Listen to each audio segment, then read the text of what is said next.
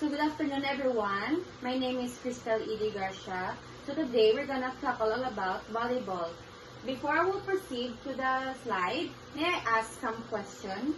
Have you ever heard about the Palarong Pambansa 2025? Yes. Okay. So Western Visayas girls volleyball team is currently competing in Ilocos Norte. They have been champion for 2 consecutive years. Western Visayas girls volleyball team is currently competing in Ilocos Norte. Mag-usama na. They have been champion for 2 consecutive years.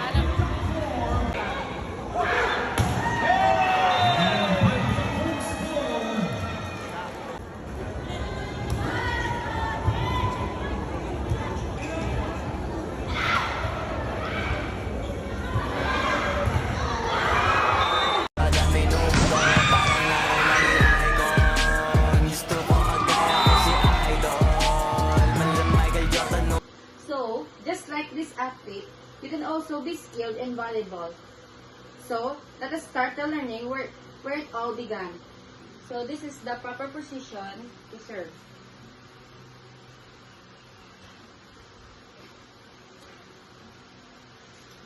So, there are 3 types of serving. First is underhand serve. It's a serve in which the player strikes the ball below the waist instead of tossing it up and striking it above the head. Underserve are considered very easy to receive. So the proper position of underhand is this, and you swing your arms.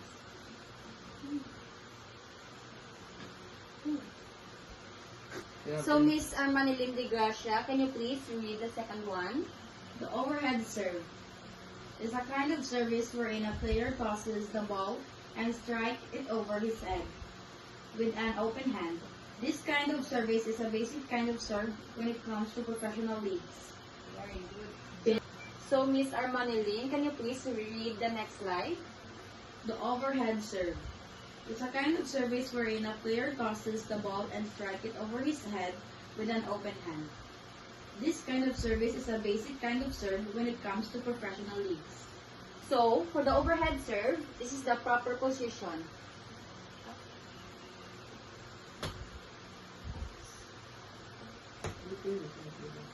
Okay. So, next slide. So, lastly, for the jump serve, Mr. JV, can you read? Jump serve. It is an overhand serve where the ball is first tossed high in the air. Then the player makes a timed approach and jumps to make contact with the ball, hitting it with much pace and toss speed. This is the most popular serve among college and professional leagues. So, class, this is the proper way to jump serve. First, you toss the ball high, and you approach and you jump. Again. So next is dig pass. It is also called a pass or a bump. In these skills, the player hits the ball with their forehand and passes the ball to the next player who set or tosses the ball. So the proper position is, Miss Armanilin, can you help your teacher to dig pass? Nice one! Thank you for your participation. So next is toss. The toss is most likely the second contact of the play. The main goal of tossing is to toss the ball up in the air in order the striker to hit the ball properly and make a successful attack to score a point. Next is spike. Miss Armanilin, can you please read? The spike, also known as the attack, is usually the third contact as a team makes with the ball. The objective of attacking is to handle the ball so that it lands on the opponent's court and cannot be defended. A player makes a series of steps: approach, jump, swings at the ball.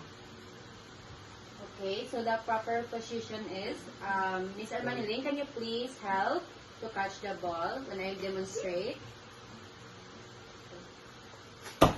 Very good. That is the proper way of spiking. Thank you, Miss Armanilin. So next is blocking. It's one of the most important skills of player to able to jump high as possible to able to reach the top of the net and deflect the attack or the spike. It is also required proper timing, positioning, and a strong upper extremities.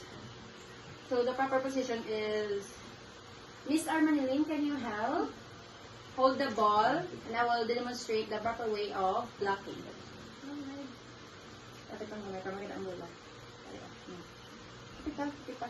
So the proper way is,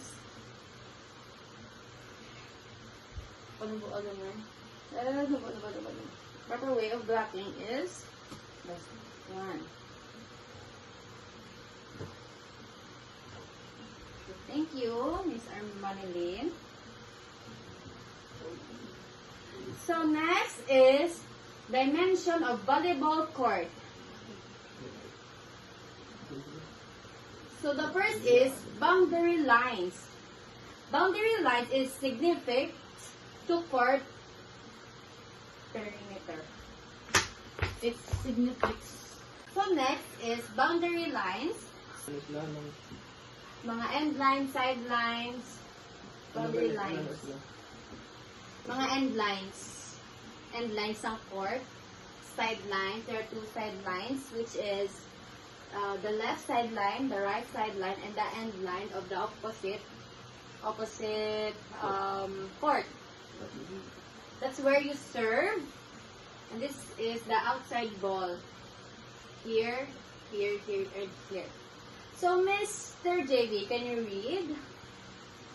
Boundary lines. It signifies the court's perimeter and including the end lines to mark the land and side lines to mark the width of the court.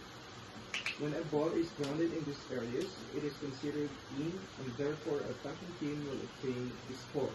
Correct. Next is the net. Is to separate the two teams. It was placed directly over the center line. The dimension of the net vary per division, which will be discussed in the next session. Next is the attack line. Our lines draw in the court, and it is the line that separates the front court and the back court. So this is the, as you can see, this is the front court, and this is the back court. And the front court in this area near the net, while the back court is the area between the attack line and the end line. So next is the serving area. It's the area beyond the line wherein players serve the ball. So this is the end line. Is where you serve, here and over there. So that is all for today's student. Thank you for listening for Miss Cristel. So before I will end my discussion, who invented volleyball? Yes, Mr. JB. It is William G. Morgan. Very good. Before the word volleyball, what is the original name of volleyball? Yes, Miss Lynn. Mintonet. Very good. Last question.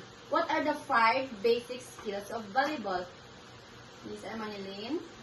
Serve, dig, Yes. set, spike, and block. Okay. Very good, Miss Armanilyn. So, class, that is for today. Thank you for listening to Miss Cristel.